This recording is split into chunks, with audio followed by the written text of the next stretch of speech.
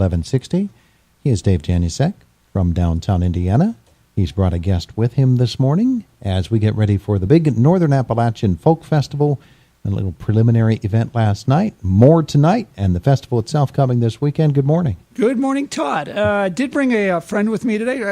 One of the things we did this year with NAF is we kind of subtext it to highlight the lumber heritage here in not only Indiana County, but throughout Pennsylvania. So, one of the things that makes the festival work is sponsorship. So one of our sponsors this year graciously is WBL Hardwoods. So I brought with me today John Wenturine, who's our International Man of Lumber from right here in Indiana County. And, whatever, I just gave him a title. On this show, we just gave the International Man of Lumber. International Man of Lumber. And I got to tell you what, I think I may be the first Prince of Lumber, because when we met with John, he started, we said, let's do this lumber thing. And he started telling us, Linda and I, about just lumber and the heritage. I got to be honest with you, call me what you will, but it was pretty fascinating.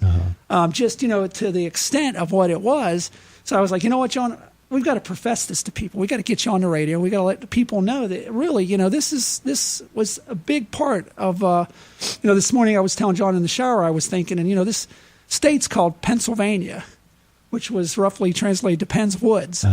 So it's all starting to make sense to me now in my 50s. Well, so I will call him the Lumber King. I'm definitely not calling you the Lumber Prince. Okay. Lumber Jester, maybe. Lumber Jester and the International Man of Lumber. International Man of Lumber. That's quite the title, and you must have worked long and hard to come to that. I guess, yeah.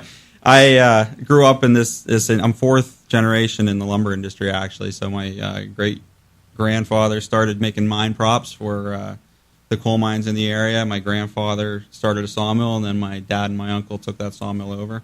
Now WBL Hardwoods is what used to be Wintering Brothers Lumber, which is a division, was sold to Bingham and Son Lumber in 2015. So now we're a division of Bingham and Son. We have 3 sawmills, and 2 in the north, 1 down here.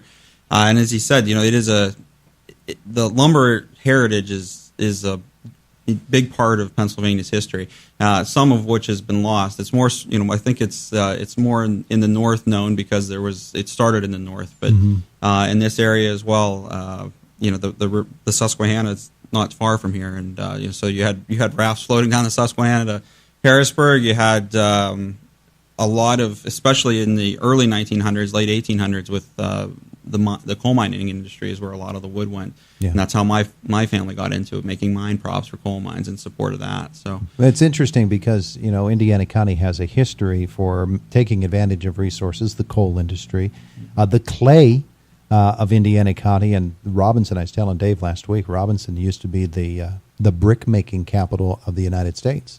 More brick yards there than anywhere else, 7 brick yards at one time. And lumber is another of the great natural resources. We see it all around us, and there's more lumber in Pennsylvania now than there ever has been. That's true. And whenever the industry started here, whenever we settled Pennsylvania, it was all pine forests or conifers, and they a lot of people don't know that, and those were cut down, and the bark was used for tanning. Wood was used for building everything around us.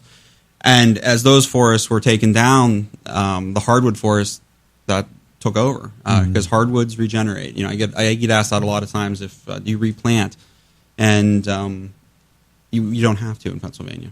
They regrow. They replant themselves. It's a 100% renewable resource. It's our only 100% renewable resource in the state of Pennsylvania. So with proper sustainable harvesting and proper stewardship of the land.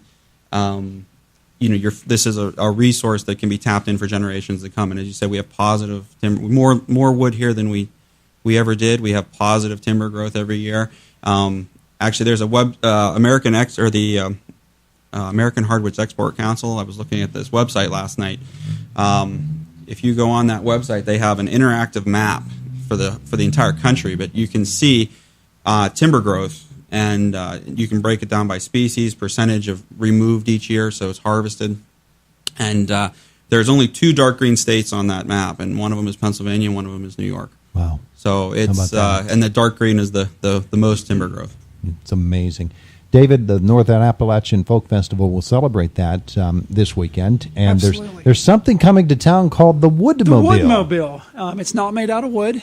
but it is a 30-foot long. Don't you wish it was? It would be neat, wouldn't it? Yeah. There's lots of wood inside of it, though. Okay. Tons of wood and but it's neat because it's neat to sit here and talk with John, who's current day lumber, and we talk about the boom of lumber, and we talk about the last 100 years. The Woodmobile has interactive, high tech interactive opportunity within the Woodmobile. Talks about the state of Pennsylvania and the lumber industry over the last 100 years. How has it changed? Mm-hmm. What's happening now? So that rolls in tomorrow morning. It'll be here the entire festival. We also have a lot of other things going on. John talked a little bit about the wood on glass display, which will be at Claire Kate. Actually, they had it installed last night. That'll be here during the festival, and then we're going to move it to the courthouse next week. That's at Claire Kate at 580 Philadelphia Street. A gentleman by the name of Steve Manninell, who is with the Lumber Heritage Region, will be here on Sunday at 1 o'clock to talk about these photos. And these are 16 photos that show the lumber industry in the late 19th to 20th century. And it's interesting because you see a lot of there's some youngsters in these photos that were out in the woods that, working with, I'm sure, uncles, sure, fathers, grandfathers. So we've got that going on. The other neat thing we also have happening is Harvest to Use workshop at 11 o'clock, also at Claire Kate. B.A. Harrington, the director of the Wood Center for IUP, will bring some of the projects that it was interesting. We were talking a little bit. IUP has a program called Harvest to Use. Mm-hmm. And at one point there were 100-some trees in the oak grove, and as those fall, in the past they used to be turned into mulch. Yeah. Now they have a program where they turn them into benches, tables, podiums that the university uses. So she's going to be here on Sunday at 11 a.m. to kind of show some of those items they make. Now the other thing that's very interesting, I hope to see John there, is next to the Woodmobile. I want to get this right because I don't want to mess this part up. Where am I here? We're going to have a crosscut contest. Yeah. Sawing up some wood here, and I'm looking at my notes here. That is on Saturday from 3 to 5 p.m. Come and try your hand at the end of a traditional, I don't know if you have any of these, a two-person crosscut saw, coached by expert saws Jan and Steve Repick. Yeah. So you can come on down and crosscut all over Philadelphia Street. Jan and Steve, they're family, Are they family? They're family. The Repicks. Of course, the Cookport Fair is next week, and they have the log sawing contest there every year, and Jan and Steve are in charge of that. You can practice here on Saturday. John. It's just interesting what you're talking about, and John, what you were talking about earlier. Standing timber.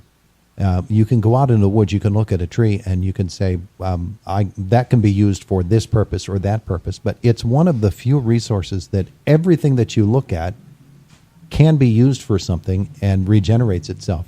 Even the leaves on a tree are going to add to the soil when they are taken down, and that just helps the forest regrow.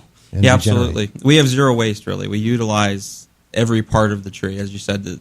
The parts that are left in the woods, sometimes tops are left in the woods, sometimes they're not. Sometimes they're ground up for biomass, for fuel, heating fuel. But if they're left in the woods, they help to stop the deer from eating the buds of regeneration. Mm-hmm. And then as you go through to the sawmill, the bark is used for landscaping, for biomass. The sawdust is used for animal bedding, and for also now it's very popular, the wood pellets. For a lot of people have those stoves in their houses. And then any scraps that come off of the wood as we're processing it into the sizes that are going to be sold are chipped and go to make paper or make fiberboard. So, throughout the process, all of those products and byproducts are utilized in some form. So the Woodmobile comes tomorrow as part of the Northern Appalachian Folk Festival. We've got a minute left here, David.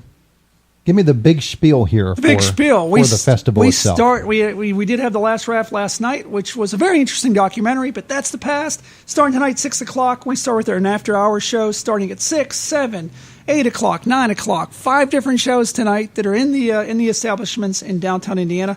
Tomorrow we get underway at 11 a.m. With workshops, and our music starts at 11 a.m., goes all the ways until 7 o'clock tomorrow night. We get a couple hours of sleep. Do some after hours Saturday night, come back Sunday morning, and actually Anthony Frazier will get it all underway at 9 a.m. On the West Stage with the open air worship, and then we go from 9 o'clock till 6 o'clock Sunday, and we pack it up and and do it again next year. And take a rest. Take a rest. Northern Appalachian Folk Festival is this weekend. Woodmobile and all gentlemen, thanks for being with us this morning. Thank you, Todd. We appreciate that. It is Indiana in the Morning, presented by First Commonwealth Bank here on AM 1160 WCCS FM 101.1.